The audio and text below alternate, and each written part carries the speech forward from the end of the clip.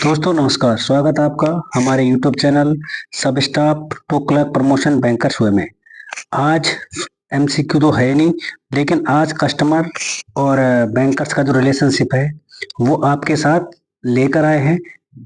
PNB वैसे हर एक bank का एक ही है, कस्टमर और बैंकर का जो रिलेशनशिप है वो एक ही रिलेशनशिप है, लेकिन यहाँ पर जो PNB का जो पथ प्रदर्शक है 2024-25 का जो पथ प्रदर्शक है या 25-26 का, उससे नया लेकर आया हूं मैं। और मैं आज इसलिए लेके आया हूं क्योंकि 9 फरवरी को पेपर है, तो मैं बोला एक बार आपको थोड़ा सुना देता हूं, क्योंकि MCQ तो डेली हो रहे थे और वीडियो आज ही अभी आपको कुछ देर बाद आपको मिल जाएगा अपलोड होने के बाद और उसको रिकॉर्ड करने के बाद। क्लास की आज खास बात ये है कि क्लास आपको पहले तो यहाँ पर इंग्लिश में लिखा है, क्योंकि हर भाई इंग्लिश नहीं समझ सकता, तो यहाँ से लेके और यहाँ तक इंग्लिश में आपको सुनाया जाएगा और उसके बाद आपको हिंदी में बताया जाएगा कि क्या रिलेशनशिप है। क्योंकि MCQ तो आपने कर लिया, MCQ आपके लिए फिर भी आ जाएगा। कल सुबह एक और नया MCQ आ जाएगा जो आपको पहले भी करवा रखे हैं, तो आप उनसे भी प्रैक्टिस कर सकते हैं। और टेलीग्राम पे क्वेश्चन आपको देखने को मिलते हैं, बहुत अच्छे अच्छे क्वेश्चन, उन पे टिक मारोगे तो पता लगता है क्या सही है और क्या गलत है। और अब मैं बिना किसी देरी करते हुए आपको पहले इंग्लिश में बताऊंगा, उसके बाद आपको मैं हिंदी में भी बताऊंगा, है ना। तो शुरू करता हूं आज का सेशन। आज का सेशन मतलब एक सडनली आपके लिए एक बोलते हैं कि जो गिफ्ट टाइप आपके लिए लाया गया है, आपने केवल सुनना है बस, और उसको फिर समझाने का काम मेरा है। तो शुरू करता हूं मैं। अगर मैं बात करूं कस्टमर और जो बैंक के बीच जो रिलेशनशिप है वो क्या क्या है, ये है आज के चैप्टर का नाम। सबसे ऊपर है as per banking parlance a customer is defined as a person who holds a deposit account, loan account, locker और goods safe custody account with a bank. अब आपको मैं इस हिंदी में भी मैंने इसको टाइप कर रखा है, आपको हिंदी में सुना देता हूँ, पहले आपने इंग्लिश में सुन लिया होगा। बैंकिंग भाषा के अनुसार ग्राहक को ऐसे व्यक्ति के रूप में परिभाषित किया जाता है जो बैंक में जमा खाता, ऋण खाता, लॉकर या माल सुरक्षित अभिरक्षा खाता रखता है।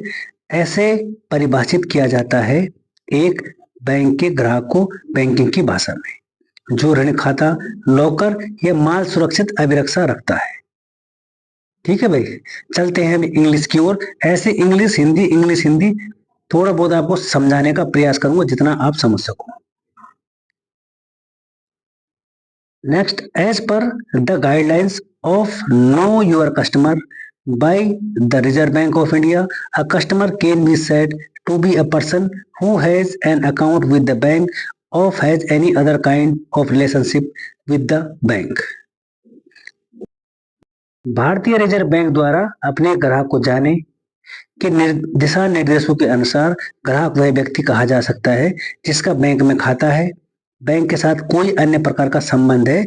RBI कहता है कि वही आपका ग्राहक है जिसका बैंक के अंदर खाता है ना। तो ग्राहक भी कई प्रकार के होते हैं, जिसका खाता होता है, वॉकिंग कस्टमर होते हैं, है ना।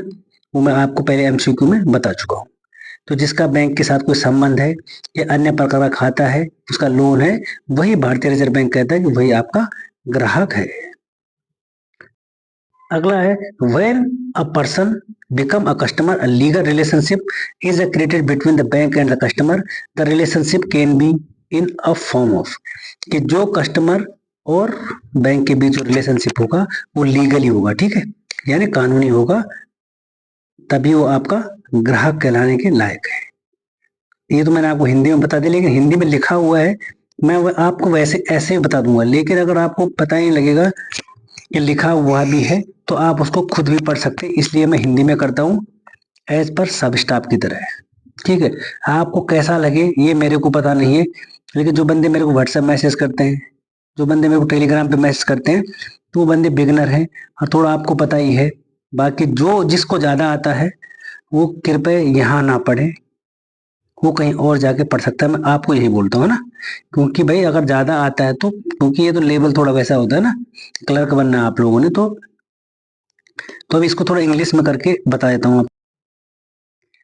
जब कोई व्यक्ति ग्राहक बन जाता है तो बैंक और ग्राहक के बीच एक कानूनी संबंध हो जाता है। मैंने बताया ना, कानूनी लीगली संबंध होता है। यह संबंध इस रूप में हो सकता है। कैसे, किस रूप में होगा संबंध? अब आएगा डेबिटर क्या है, क्रेडिटर क्या है। सबसे पहला आता है डेबिटर और क्रेडिटर। ठीक है भाई, सबसे पहला होता है आपका डेबिटर और creditor. When the customer is a depositor, he is called a creditor और the bank is called a debitor। अगर कस्टमर डिपॉजिट कर रहा है तो इस मामले में वो जो क्रेडिटर बैंक होगा वो क्रेडिटर होगा। A debtor similarly in a bank. Draft the drawee is the creditor and the bank is the debtor. Bank इसमें debtor, purchase of the draft is creditor and bank is debtor. आपको हिंदी में बताया तो जो हिंदी में लिखा हुआ है, अगर कस्टमर डिपॉजिट कर रहा है, आपको नहीं दिख रहा होगा ये,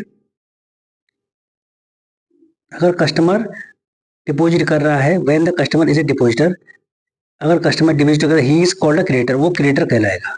और the bank is called debtor. अगर कस्टमर डिपॉजिट कर रहा है तो क्रेडिटर कौन हो जाएगा? कस्टमर। और डेबिटर कौन हो जाएगा? बैंक, है ना। ये आपको दिख रहा होगा देनदार और लेनदार, है ना। Debtor and creditor. देनदार होगा डेटर, और जब ग्राहक जमा करता होता है तो उसे लेनदार कहा जाता है। यानी जब ग्राहक जमा कर रहा है तो उसे उसे क्रेडिटर कहा जाता है, और बैंक को देनदार, बैंक को डेटर कहा जाता है जो डेबिट कर रहा है।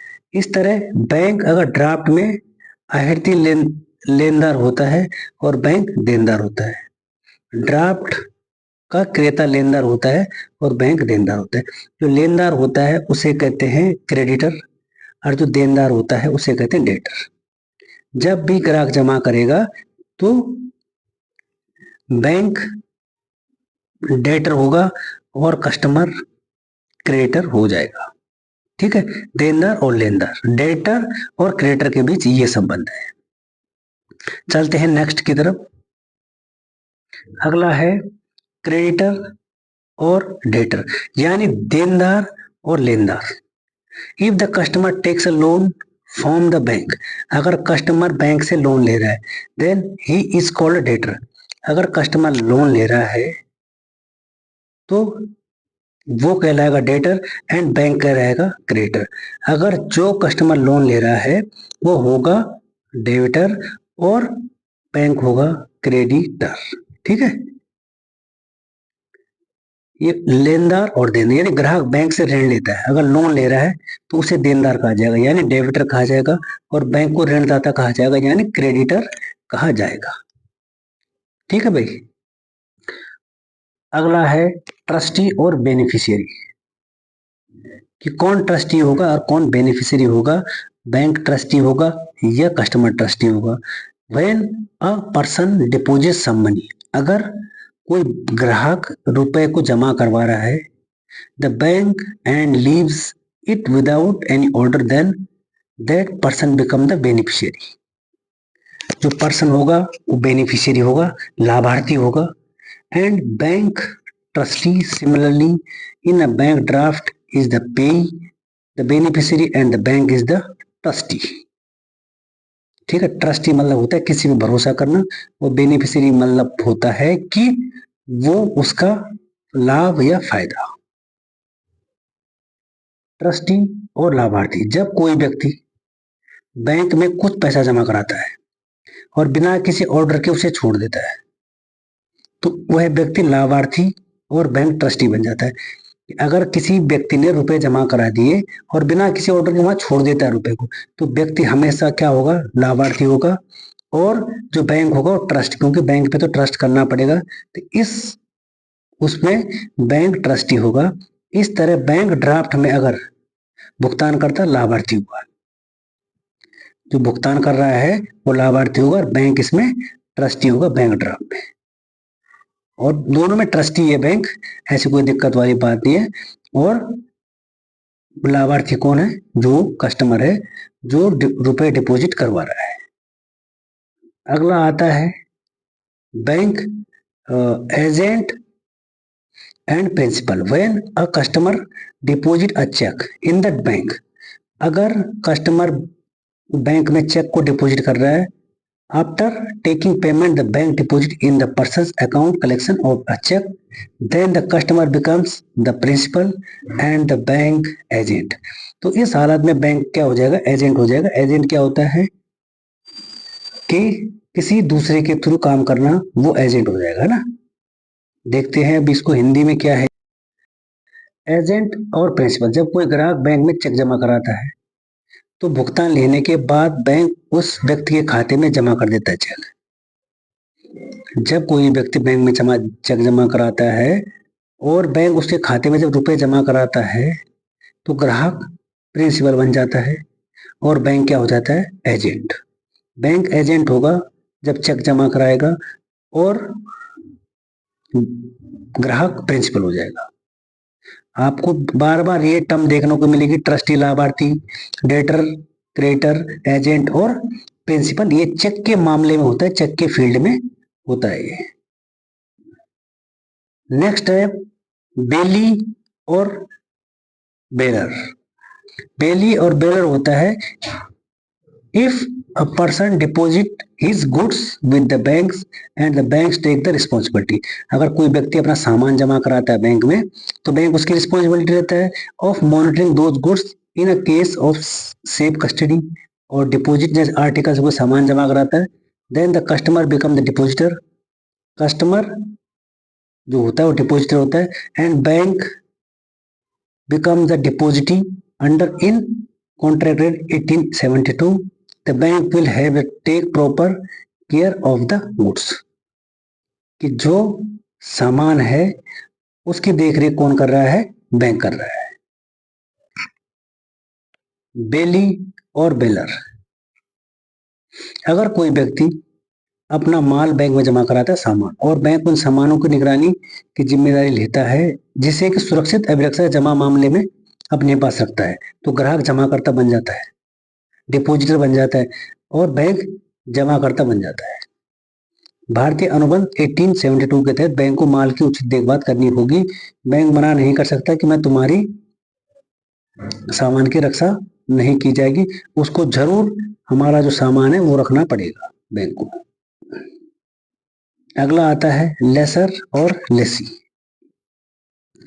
When a locker is a given by the bank to a customer, ये लॉकर के केस में होता है ना, लेसर और लेसी होता है लॉकर के केस में, और आपका जो एजेंट और प्रिंसिपल होता है चेक के केस में। Bank to a customer, the bank becomes to the lessor and the customer the lessee in the regard. कि अगर लॉकर ले रखा है कस्टमर ने तो जो बैंक हो जाएगा वो लेसर हो जाएगा ना, वो लेसर हो जाएगा, और जो कस्टमर हो जाएगा वो लेसी हो जाएगा कस्टमर, जिसको हिंदी में कहा जाता है पटदाता और पटदारी, लेसर और लेसी। जब बैंक किसी ग्राहक को लॉक कर देता है तो बैंक तो जमाकर्ता बन जाता है ना। जो बैंक है वो बन जाता है पटदाता यानी लेसर, और जो कस्टमर है वो बन जाता है लेसी। ठीक है भाई। और अब आता हूं इस कॉलम के ऊपर, इसमें क्या लिखा है। As per KYC policy of RBI a customer may be define as, कि आरबीआई में जो केवाईसी पॉलिसी है कस्टमर को कैसे डिफाइन किया गया है। पहला है अ पर्सन और entity the maintain an account with the banks or has business relationship with the bank। अगला है one on whose behalf the account is maintained, the beneficiary owner, beneficiaries or transaction conducted by professional intermediates such as stock brokers, solicitors, etc. as permitted by the law, and any person or entity connected with a financial transaction which can pose significant reputational or other risk to the bank. For example,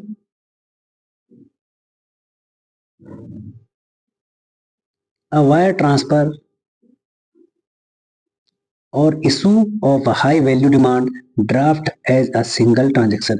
अब थोड़ा आपको इसको हिंदी में बता देता हूँ मैं कि इसका हिंदी में क्या मतलब है ना, क्योंकि हिंदी में मैं इसलिए बताता हूँ क्योंकि हर कोई अंग्रेजी नहीं समझ सकता, तो इसलिए हिंदी में मैं जबरदस्ती टाइप करके रखता हूँ, नहीं तो इसको अभी ऐसे ही बता दिया जाए तो ये तो सिर के ऊपर से जाएगी। कोई पर्सन ऐसा कनेक्टेड है कि जो फाइनली फाइनली ट्रांजेक्शन कर रहा है तो उसकी जो रेपुटेशन है उसके लिए ज्यादा रिस्क बढ़ जाता है बैंक की तरफ से।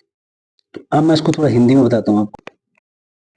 आरबीआई की केवाईसी की नीति के अनुसार ग्राहक को इस प्रकार परिभाषित किया जाता है।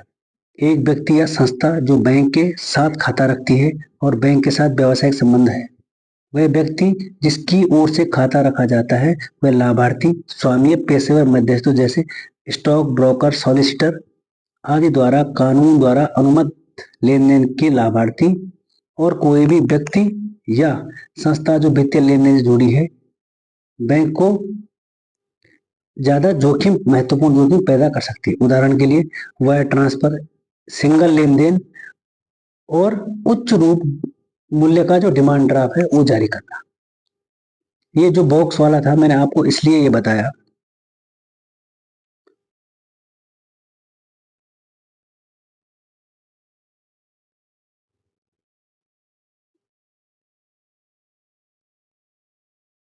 ताकि आपका ये छूटे नहीं, है ना, ये बॉक्स वाला।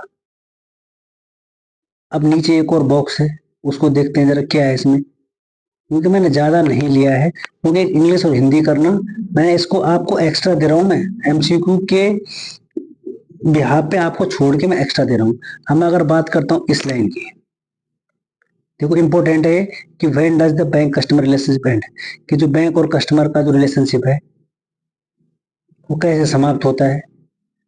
वो आपको पहले मैं यहां से लेके ऊपर से लेके और नीचे तक एक बार पढ़ लेता हूँ, फिर आपको हिंदी में बताया। क्योंकि क्लास मैं चाहता हूँ लंबी ना हो, क्योंकि कुछ जो बुद्धिजीवी हैं वो सोचते हैं सर बहुत लंबी क्लास हो रही है, और ये नहीं सोचते कि सर किसके लिए हो रही है।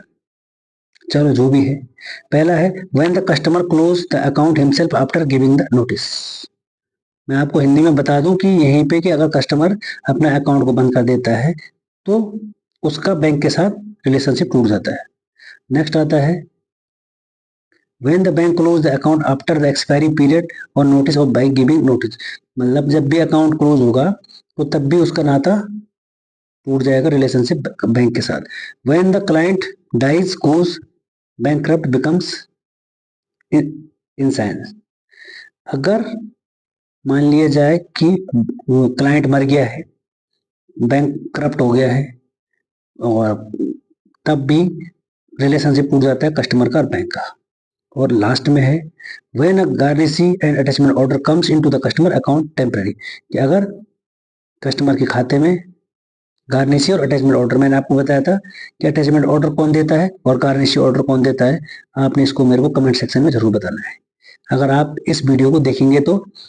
फॉर पीएनबी, ये वैसे सब बैंकों के लिए है लेकिन पीएनबी। अब मैं इसको हिंदी में करके आपको बता देता हूँ। बैंक और ग्राहक का संबंध कब समाप्त होता है। पहला है जब ग्राहक नोटिस देने के बाद खुद ही खाता बंद कर देता है, कि उसने खाता बंद कर दिया तो उसका नाता समाप्त हो जाता है। नेक्स्ट है जब बैंक नोटिस देकर नोटिस की अवधि समाप्त होने के बाद खाता बंद कर देता है, तब भी उसका नाता टूट जाता है। जब ग्राहक की मृत्यु हो जाती है, दिवालिया पागल हो जाता है, तब भी उसका बैंक के साथ संबंध टूट जाता है। और अंत में है कि जब ग्राहक के खाते में कोई गारंटी या अटैचमेंट ऑर्डर आता है। तो आपने मेरे को कमेंट बॉक्स में बताना है कि जो लिखा है ना गारंटी और अटैचमेंट ऑर्डर, सबसे पहले बताना आपने गारंटी ऑर्डर कौन जारी करता है और फिर बताना आपने अटैचमेंट ऑर्डर कौन जारी करता है। तो ये तो था आपका एमसीक्यू, सॉरी एमसीक्यू नहीं, आपकी क्लास जो कि डायरेक्ट ही रिलेशनशिप बैंक और कस्टमर के बीच में जो रिलेशनशिप था वो मैंने आपको समझाने का प्रयास किया, क्योंकि ये पथ प्रदर्शक है पीएनबी का। क्लास आपको अभी मिल जाएगी, तो इसको जरूर सुन ले और जरूर देख ले कि देनदार कौन होगा जब डिपॉजिट होगा, लेनदार कौन होगा, बेनिफिशियरी कौन होगा, ट्रस्टी कौन होगा, एजेंट कौन होगा और प्रिंसिपल कौन होगा। क्लास कैसी लगी कमेंट सेक्शन में जरूर बताएं। और आपको पथ प्रदर्शक का ये भी मिल जाएगा कि लोगो मिल जाएगा आपको, तो आप इसको जरूर पढ़ें क्योंकि टाइम ज़्यादा हो गया है, इसलिए मैं आपको अभी यहीं पे क्लास समाप्त करने का वो करता हूँ ताकि आप अभी रात को इस क्लास को देख सको और पढ़ सको। तब तक के लिए थैंक यू और धन्यवाद। एमसीक्यू आपको मिल जाएगा ठीक 10:30 बजे, जब आप बैंक में होंगे तब आपको एमसीक्यू मिल जाएगा। क्लास कैसी लगी कमेंट सेक्शन में जरूर बताएं और अफवाहों पे ध्यान न दें, बाकी अपना प्रैक्टिस करते रहिए। तब तक के लिए थैंक यू और धन्यवाद।